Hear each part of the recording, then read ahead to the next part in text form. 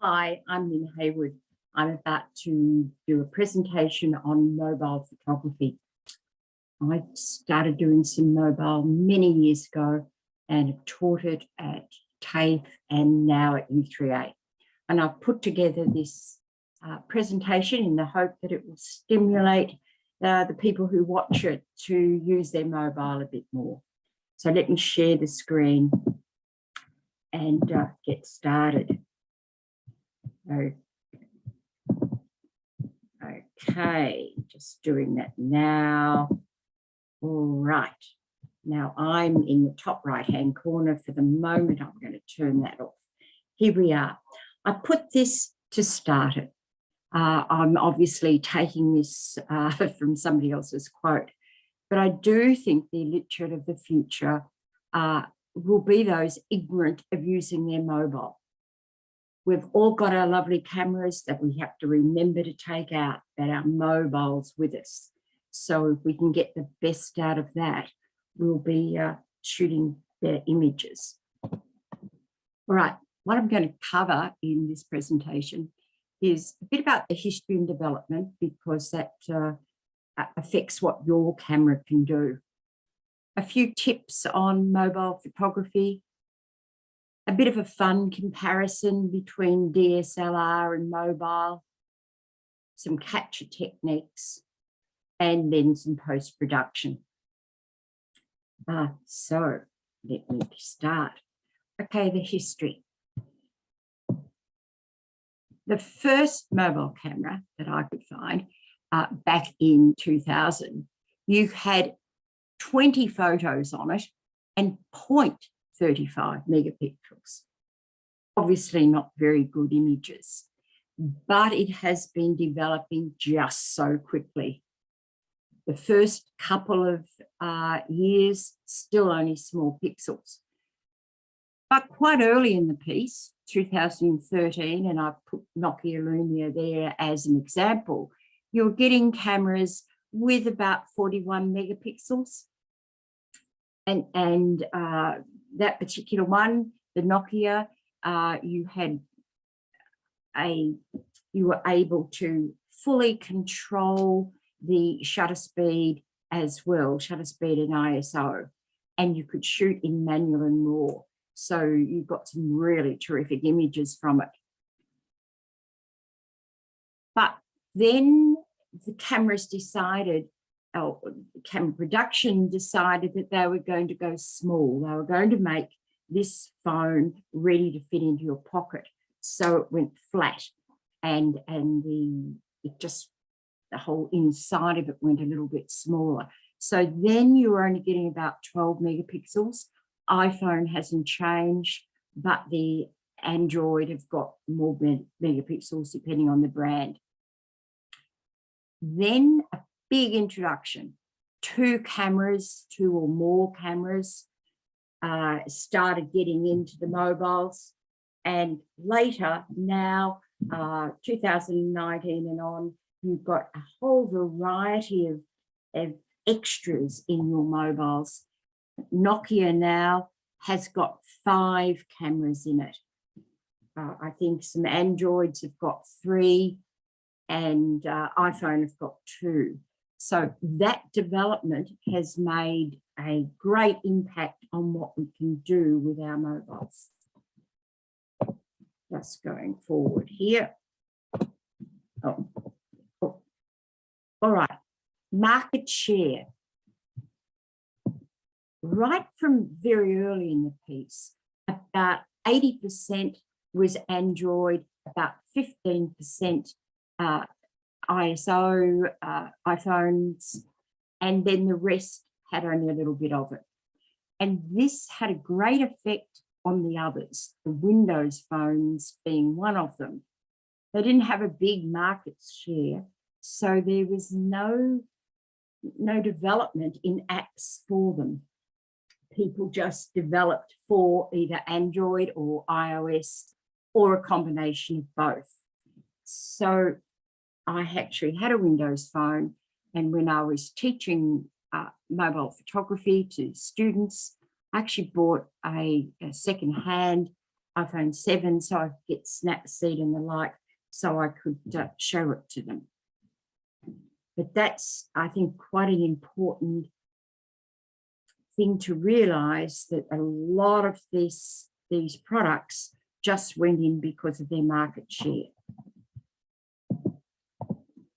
All right, so we had no in-depth camera depth of field, nothing in the camera that we could control up until about 2016.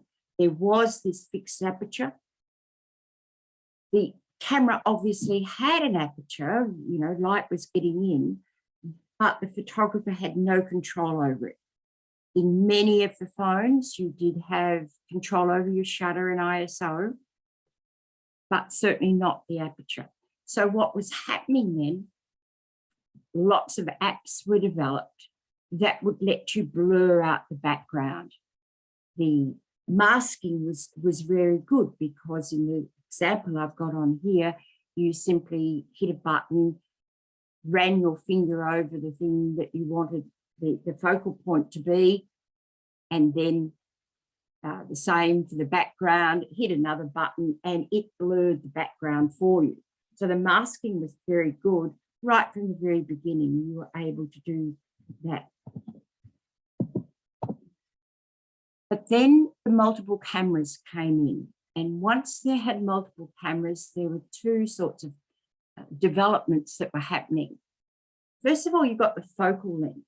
You now could choose a different focal length, whether you wanted it wide or portrait mode.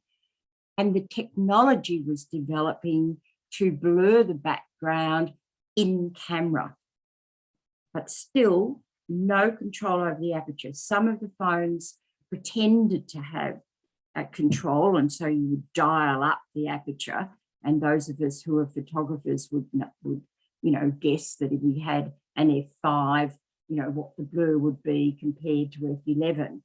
But in fact, the mobile phones technology behind it was doing that.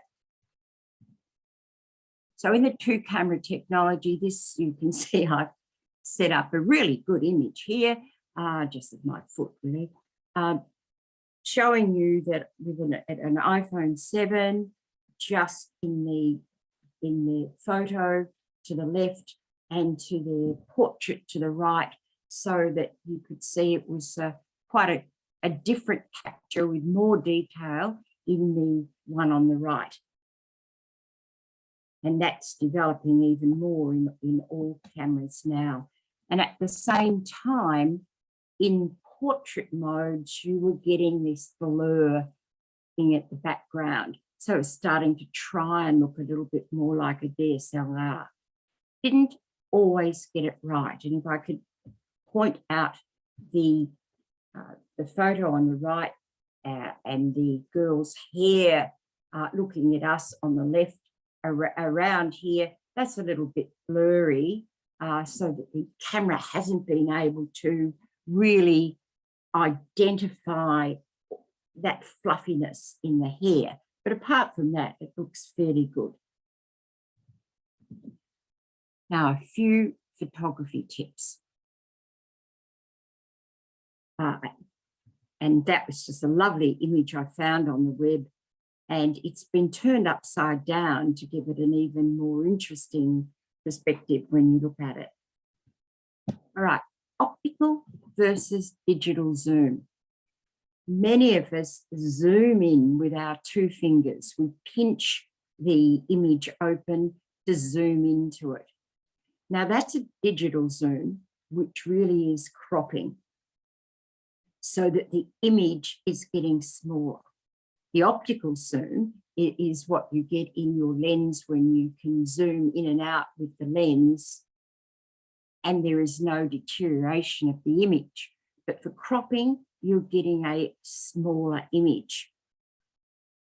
Back in maybe iPhone 7 times, if you, and you could try this with your own phone, stand in one place, take a photo at the end of your street, do a 2-pinch zoom to something in the street, compare them in your own, on your PC, and crop the first one to the same as the other, and then enlarge them.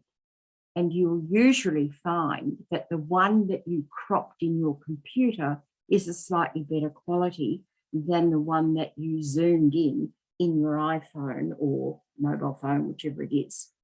So one rule for mobile phones, particularly if you've got a sort of an older phone, is crop with your feet. And I say older phone because the technology is developing so that the zoom deterioration isn't as noticeable in the newer phones.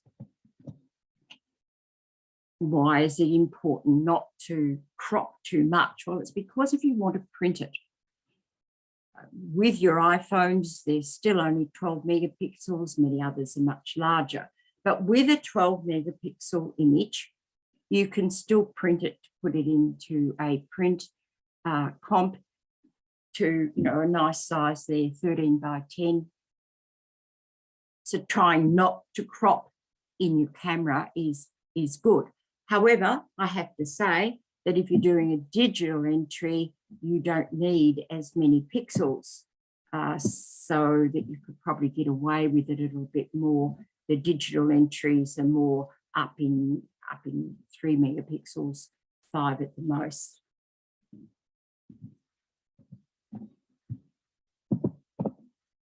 All right, large depth of field.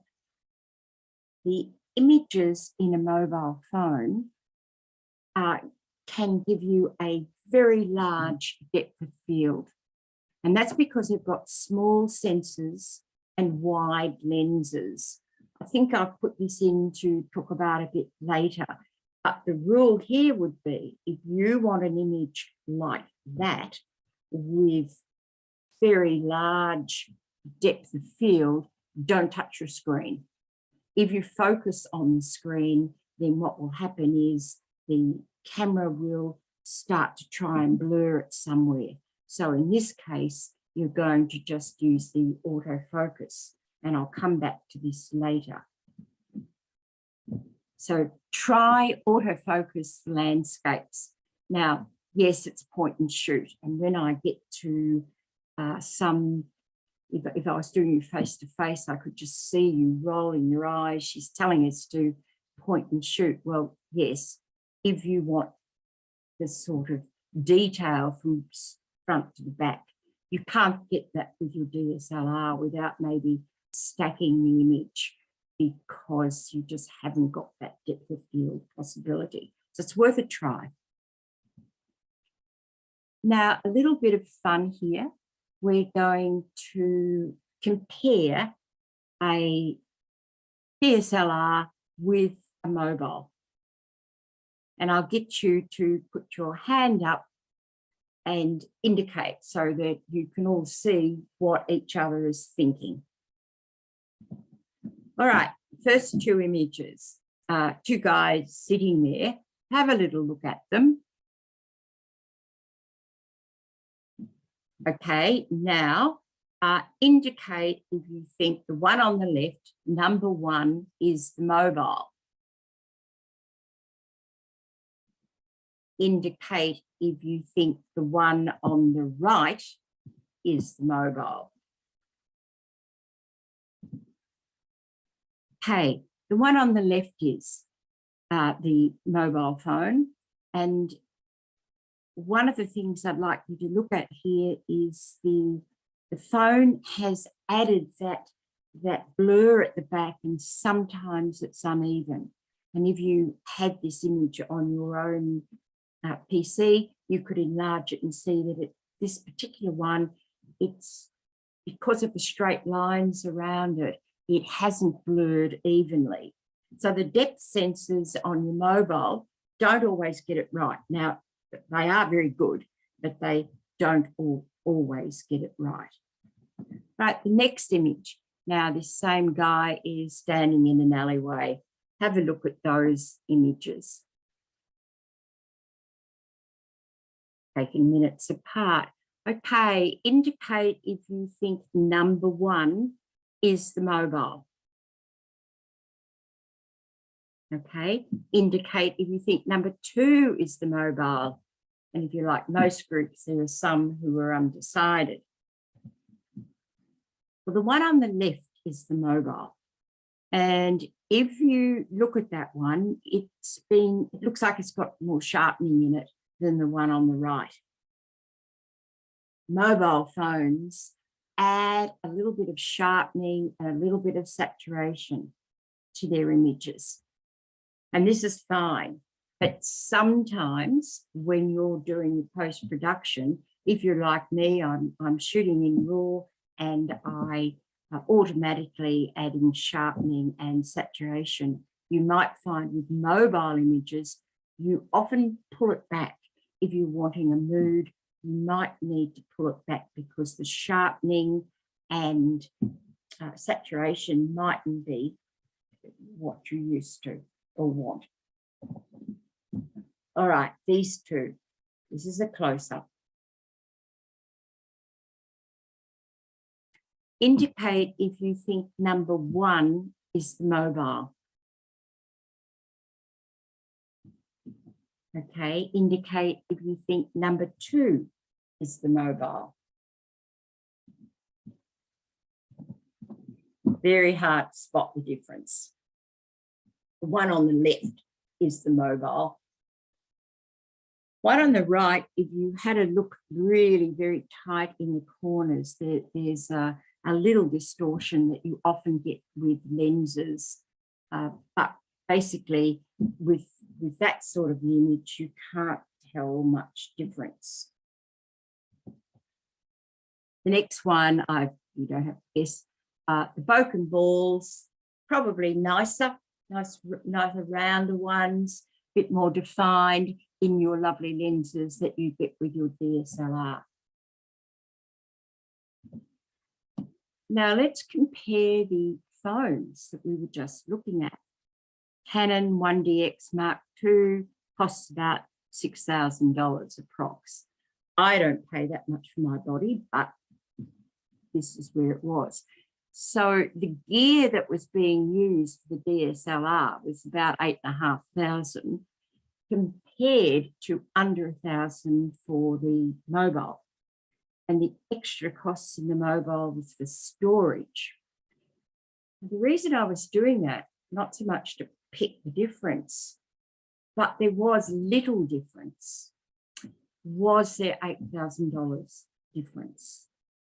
That's just a bit of a challenge to us photographers who think that our DSLRs are better than anything else.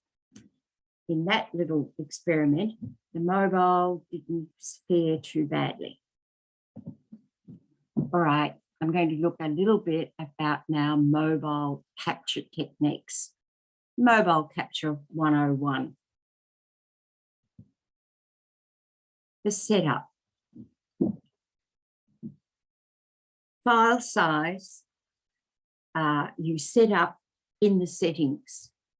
With mobile phones, you can have the large, which I as a photographer prefer, but if you are going to share them on social media, a smaller size will obviously be the one you will choose. I personally go large and resize if necessary, because I'm not sharing a lot on social media, if that's the sort of thing you're doing. But remember that if you have a large one, it's easy to go down. If you have a small one, it's not as easy to come up. Now, RAW. In photography clubs, etc., you're encouraged to take raw images so that because there's more detail and you can get more out of them in the post-processing. Now, many cameras allow you to capture in a RAW or a TIFF, which has that extra information in it. And if your mobile phone doesn't, you can get an app to allow you to, like Lightroom Mobile, which is free, has also a camera in it, and you can capture an excellent raw image with it. You may choose with your mobile phone not to take every image in RAW, but knowing you have that option when you see a really good one is great. So if your camera doesn't have the ability to shoot in RAW, try Lightroom Mobile, though there are other apps that do it as well. The image I've got on here, I haven't made a mistake. It won a competition, $70,000 in a landscape competition, and it wasn't a landscape competition for mobiles, it was just a landscape competition, and that image won 70,000, which I could do win that much. I think the setup, it's a good idea to look at the aspect ratio. There's a couple of different arguments here. They say, take it and then crop it. However, the aspect ratio, once you've set it, will be how you view it through your camera. And I think that helps much better with the composition. The photo below I took in the 16:9, and that would be very difficult to then crop into 4.3 to get a really nice, well, I think it would be a really nice composition. So one tip is to set up the aspect ratio as you shoot. Often you can go down to square from other ones, but it's really difficult, I think, to go 16:9 to 4:3. Holding your camera.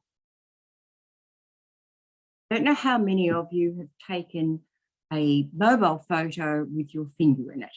I certainly have. So it's a good idea to practice a few holding methods to keep your fingers away from the lenses. What both of these holding ones are doing, they're using the thumb to press the shutter speed and also anything else they want to do on the screen.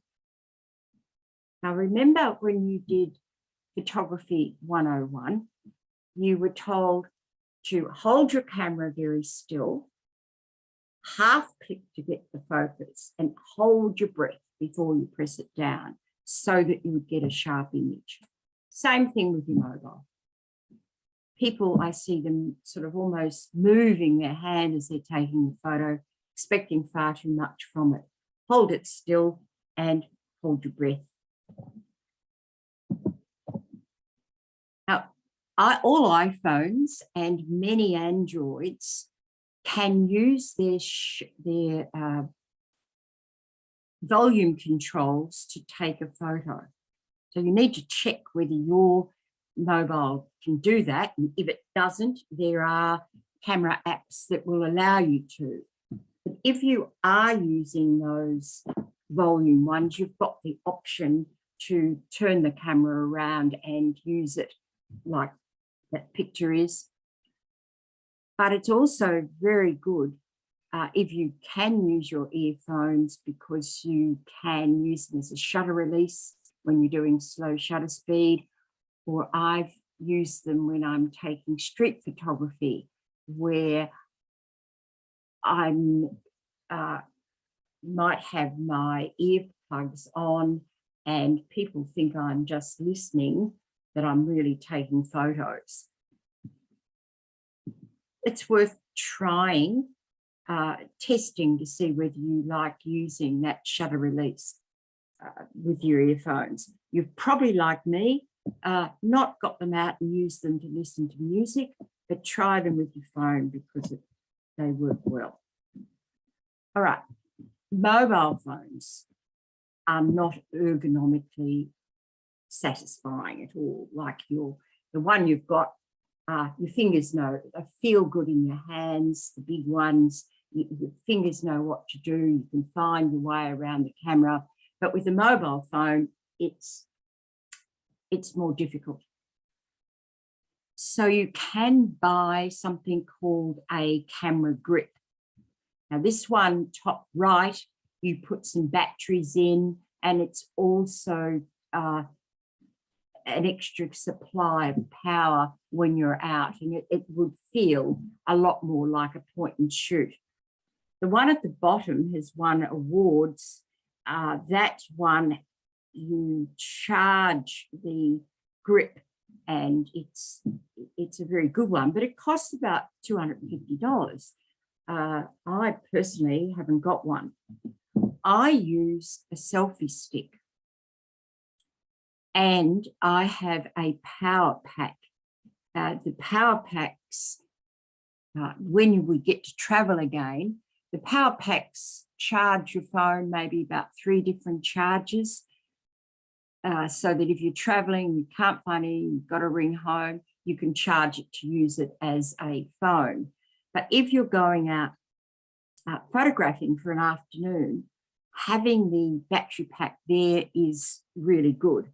I have mine there and just have it in my pocket, attached to the phone when necessary, so that I don't run out of juice as I'm going along. And that is a much cheaper option for me. But I need to tell you, if you're really getting into mobile phones and you decide that, or mobile phone photography, decide to spend a bit of money on to update your mobile, getting a grip, a camera grip might be the way to go. Right, a few camera skills that I'm going to go through. I'll talk about them a little bit on the screen and then go through them in a little bit more detail. Quick opening. Your cameras in your phones have a quick opening method. The way I open mine quickly won't be the same as yours, because we may not have the same phone. But in my phone, if the phone's turned on, I flick left and I'm into the camera. But your phone will have a way of opening the camera very quickly. So it's worth finding that out. We're going to go through focus, adjusting exposure, locking focus and exposure, burst mode. I've already talked about volume control buttons, and I'm going to talk a little bit about live photos. All right. I'm just going to change this now, and you might be able to see me. All right, to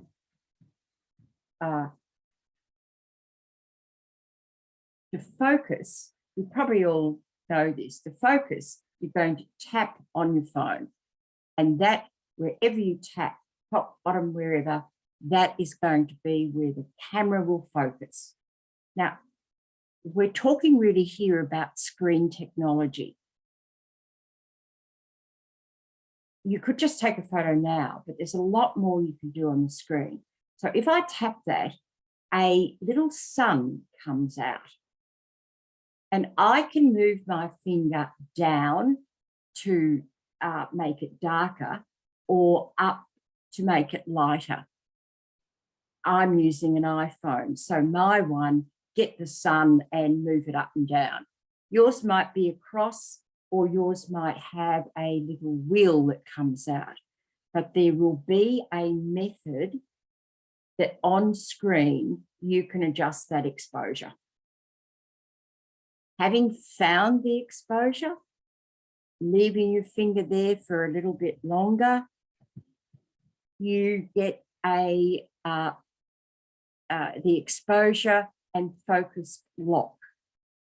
Now that is very underused and really useful. What you've said to the camera now is, this is the distance I want you to focus at, and this is the exposure.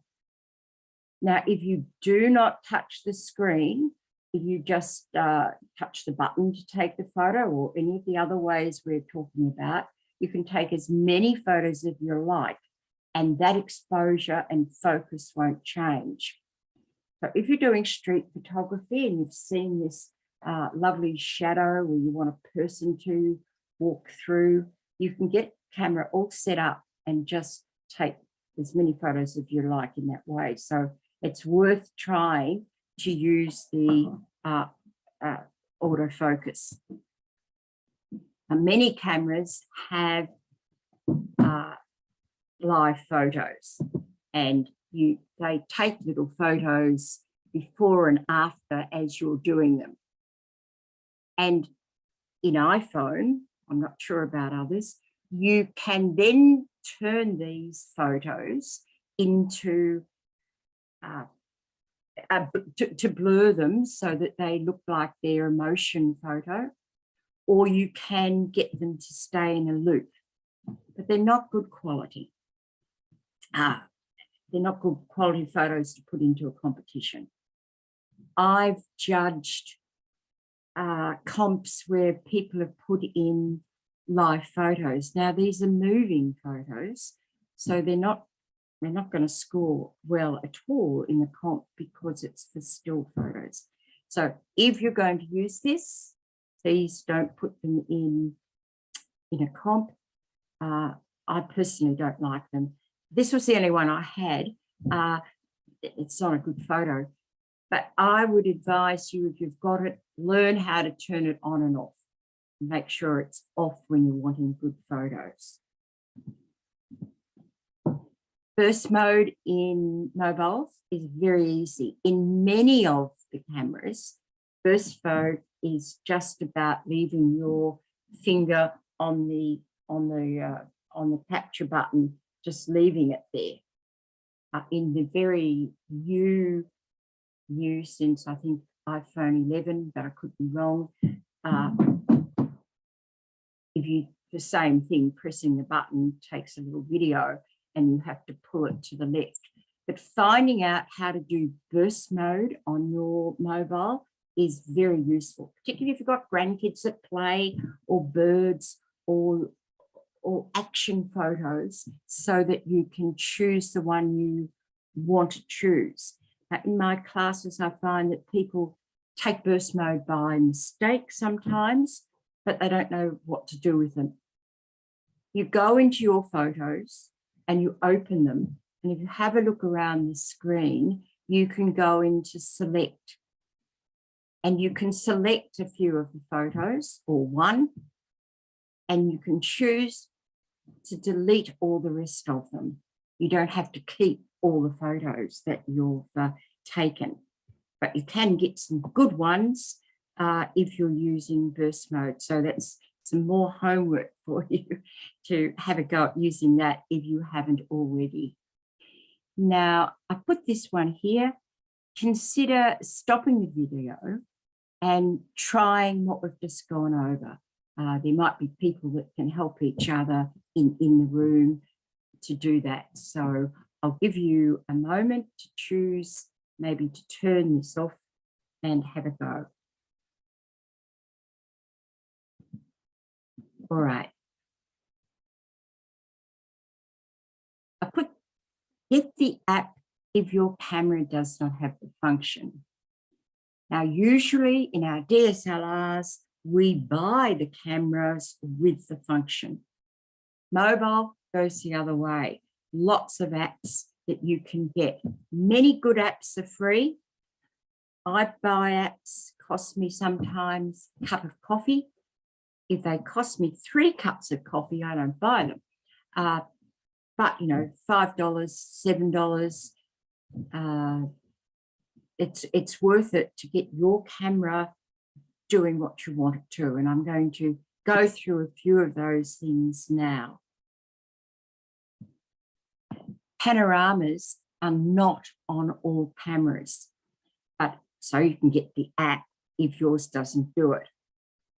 If you do get the app or on your camera, it will make you hold it in portrait mode. A lot of people in DSLR, when they're doing panoramas, hold it in landscape, and you haven't got the same amount of real estate. Much better to always do it in portrait, and you have to do it in portrait in the mobile. And you just follow that arrow along, press stop and start, and then you're in it. You've got your mobile. But be careful. If you don't follow the horizon, if you bend your hips as if you're doing your exercises to get the fat off your waist, the camera can distort the image. And this could be creative. You could learn how to do it creatively, but don't be surprised if it doesn't come out straight. So that's something for you just to check. If you're going to take a panorama, follow the horizon, or realize that if you're swinging your hips, you're going to get some distortion. I put this one down on the bottom to show you the fun you can have with the mobile phone's panorama. So let me show you. I hope you can see my cursor down here at the left-hand side. So the photographer has taken the photo past the guy, gets here, he runs around, gets in position, camera keeps going, takes the photo here, guy runs behind the photographer, gets down, photographer takes it, vice versa, and then you've got a photo of 4 people all there where you haven't had to stitch or do anything else. Your grandkids will love it. So that's something for you to try. And a tip with that is have them so they haven't got a long way to run around you, and you've just got to go slow so that gives them time to get into position.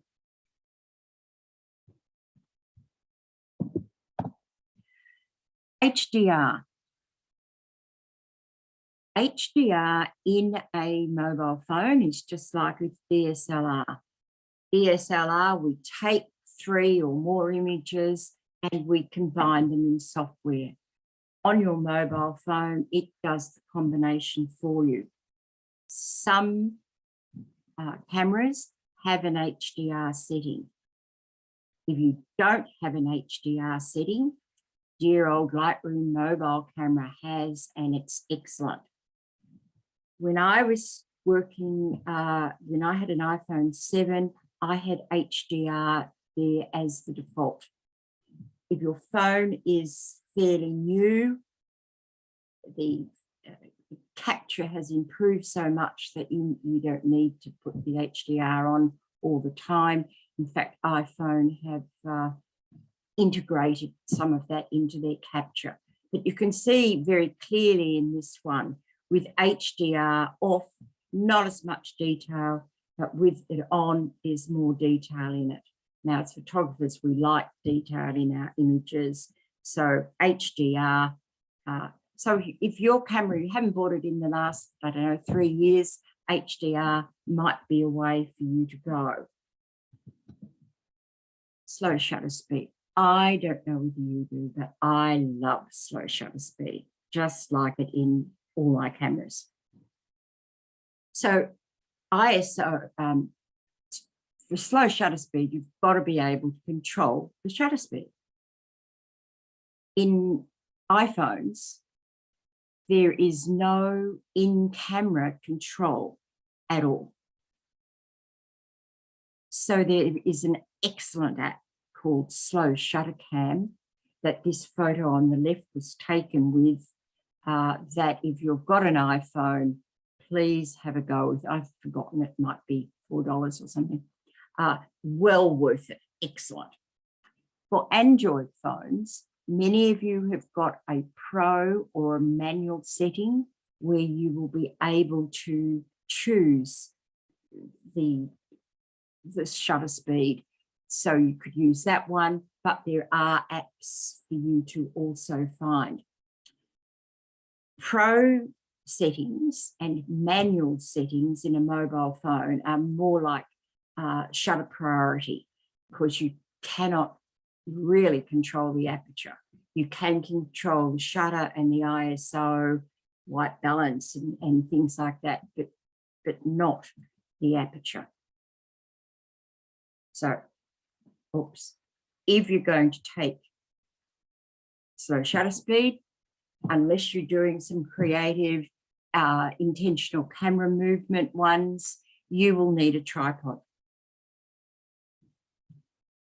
You might want to use your camera timer if you haven't got a tripod. Set your camera up. But here I've put a few up. Look at this little one top right. This is an old camera, mobile camera case with one of those little things stuck on it, which can then be screwed onto your big tripod. Or you can buy a mobile fitting. This is just one type down at the bottom. You can do that. For me, my selfie stick has got a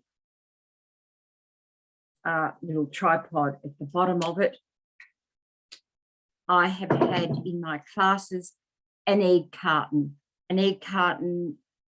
half a dozen eggs, and you can set the phone up in portrait or landscape. So definitely can find a way to make your camera still for your slow shutter speeds. It's well worth trying, very, very satisfying. This little app, Tiny Planet apps, there's quite a few different types around. You either like tiny planets or hate them. I'm not sure whether you'd win the, top prize in a creative competition with them, but I think they're fun. This one is one of mine. I was fascinated on a dog walk to find these two guys taking down, they're not putting on the tiles, they're taking them down. That house has now been pulled down and something else is put on it. I was just fascinated with them. I took a photo. I only had my mobile with me. I took a photo, pretty boring photo. But when I took it in Little Planets, I just thought that that was much more fun, and it was just a fun thing to be watching. So it's worth having if you like them. I think that costs, I don't know. Well, as I said, it wouldn't cost you more than a cup of coffee. Now, editing. As photographers, we have to capture the photo and edit it before it's finished. And for mobiles, you can pop them into your PC and do as you would normally. But it's worth trying to do it on your mobile phone, and I'm going to talk about editing a little bit on your mobile phone. Two brilliant apps that are must-haves, in my opinion. One is Snapseed. It's free. It was the Photoshop and probably is the Photoshop of mobile. You can even do double exposures in it. And then Lightroom Free is excellent. Now, I'm saying Lightroom Free. If you have got the Adobe suite, then you can put Lightroom on your mobile. It's part of what you paid for. And you have 3 different things in it extra than if you get it free. But those of you who haven't paid, try the Lightroom Free. And I've got a video to show you the power of the Lightroom Free. You do have to set up an Adobe account to get the Lightroom going. You can download it, but to get it started, you set up a free Lightroom account, and then you're done. This image here, I haven't done this yet, but I found it for the newer iPhones. They've now got the technology, so this person told me online, to do infrared on an iPhone. I've never done it, but I just thought it was so beautiful. I've included it there. All right, when you do edit on your phone, choose apps that don't reduce the size of the image. A lot of apps that come with social media and encourage you to do it, and then what do you want to do it? You've always got a button to send it up to one of the social media sharing sites. Now, they want small images, so they're making them small. So be very careful. Some young people have a lot of these social media sharing apps, but the quality of the image at the end of it is very small. So for me, I like to use apps that don't reduce the size, and Snapseed and Lightroom don't. And this little thing that's up on here is the heal tool in Snapseed. It's very powerful, and you can see that you just touch it and it goes. Must pinch it open before you use it. If you don't pinch it open, it doesn't work. I think we'll just leave it at that. All right, Distressed FX is a interesting little app. It's free, and you can buy extra things in it if you want to. What it does, it adds filters for you.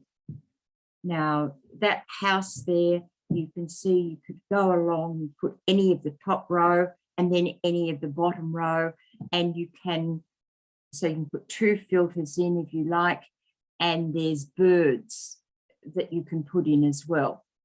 You're going to use something like this. Couple of things to remember. The first is they're going to put it in like 100%. Sometimes that's too much. Pull it down. Like most of these, whether you're doing it in mobile or on your PC, pull it over to the right to see what it does, then pull it back to get where you want to. Same thing with using this. Little issue here, if you're doing Photoshop and open with your DSLR, I personally all the images I use, I take myself. With mobile, there's this particular app, and I'm sure there are others, that you can use their images to put over yours. If you're going to get into using them, it's maybe a discussion to have in the club to see whether it's okay to use an app like this. I think for the first time you're trying, or a little while, have it, see if you like it, and develop into using your own later. But a lot of mobile photographers would be using apps like this, where every image they have in a composite isn't necessarily ones they've taken themselves. And this is a phone, an image taken on a mobile phone. I'll give you a moment to look at that.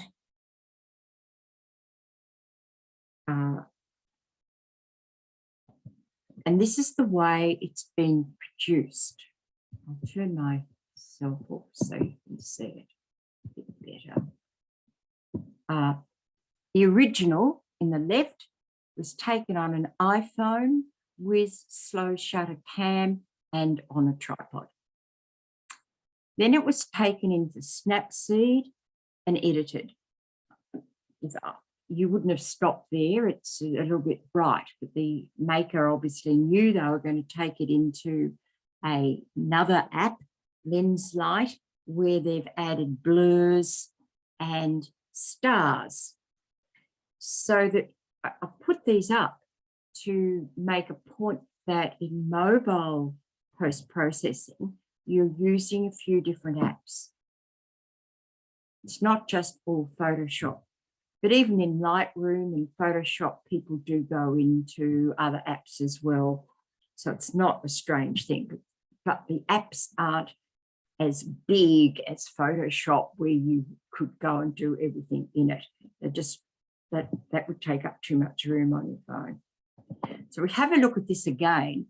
You can see that the stars have been put in. Your mobile phone will not ever take stars. That comes from the beautiful lenses of your DSLR when you get them in your night photography. You look very closely to this one here, can see the makers not put it quite over the light that was there. It's a little off center, but I think that's rather great. That afterlight that she used, I haven't got. It's a little bit more expensive. I think it was $11, so I wasn't going to pay that much. Okay, for a moment, you're all going to be, well, not judges, but see what you think of this image. Look at that beautiful lighting. The maker has set up the lighting with this wonderful shadow. The post-processing is just really great. That the color just works with the topic, and the framing and the square work really well.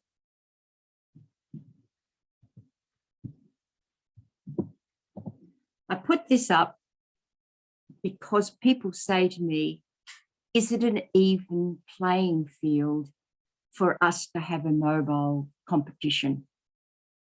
Because I've been talking about the developments in mobile phones, and obviously the newer ones have got more bells and whistles. But I'm showing you this image, which was taken on an iPhone 4S and had only 8 megapixels.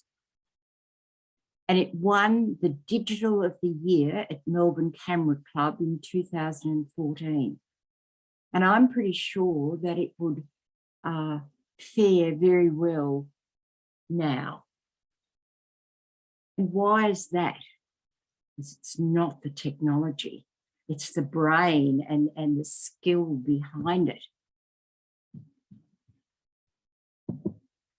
Now, you are all photographers. So what you've got to learn is how to get the best out of your mobile phone. And a reminder that Ansel Adams, the single most important component of the camera, is the 12 inches behind it. Now you've got your compass, you know about composition, you know about the story you want to tell in your images. It really is just learning a little bit about how to get the best out of your mobile. Look, I'm a bit biased, but the best camera is the one you have with you. I'm pretty sure you don't have your big camera with you all the time. But most of us do have our phones with us all the time. So really like to encourage to get the best out of it. Now you're going to be sent some notes that I've given to the club around.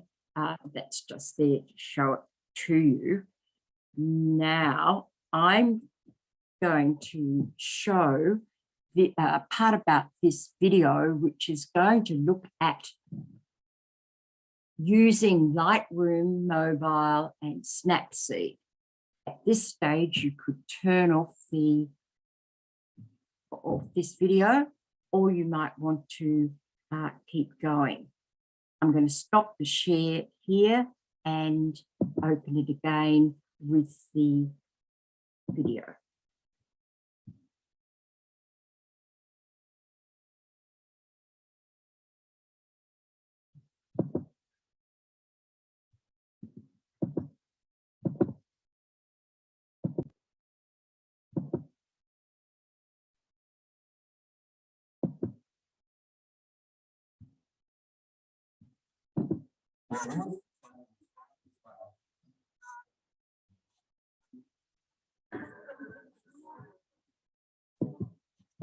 Sorry about that.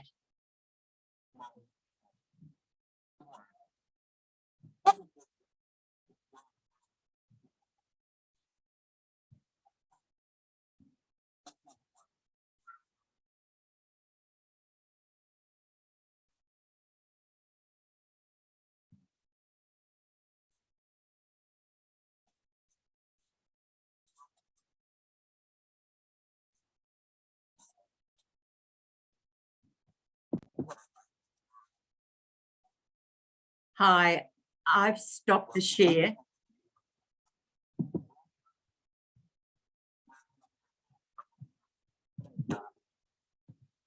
Sorry about that. I've stopped the share and I will start another small recording of just that video. Bye. Hope you enjoyed that.